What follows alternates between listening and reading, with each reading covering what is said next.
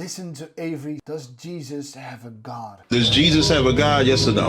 He submits to the Father as his God. He just said. Wait, do you want me to break that down? Am I being punked? What I'm showing you is that just because the head of Christ is God the Father doesn't take away from Jesus having the same divine nature as the Father. Like, for example, if the head of every woman is man, are they not both human? So notice how this is talking about rank, not nature. So what I'm saying is that yes, Christ humbles himself to the Father. He's subordinate to the Father willfully, but that doesn't take away that he himself shares the same divine eternal nature as the Father, as we see what the scripture says. For by him all things were created. Was he created? If you say yes, then you have to say that the Father created Jesus through Jesus. That makes no sense. Well said, Avery. So Avery tells us that he agrees and says that Jesus submits himself to the Father as his God.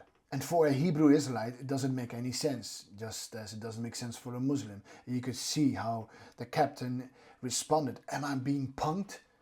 No, you're being told the truth, and you are not familiar with the truth. Avery explains that just because the head of Christ is God the Father, that doesn't take away from Jesus having the same divine nature from God the Father. Like, for example, if we're talking about the man is the head of the woman, that doesn't take away that the man and the woman are both human. They have the same nature. Avery makes it clear that we have to notice that this doesn't mean that Jesus doesn't have the same nature as God the Father, but there are different ranks, different roles. So yes, says Avery, Christ humbles himself to the Father. He's subordinate to the Father, willfully. But it doesn't take away that he himself shares the same divine eternal nature as the Father. As for the scriptures say, for by him all things were created. And we can read it in John 1:3 and in Colossians 1:16. So the Bible teaches us and tells us clearly that for by him or in him or through Jesus Christ, all things were created.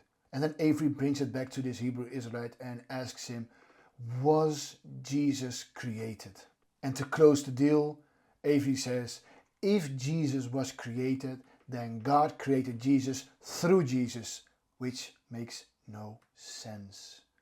Therefore, you have to believe that Jesus Christ is God himself and that everything was created through the Son, through Jesus, which makes Jesus God, having the same nature as God the Father.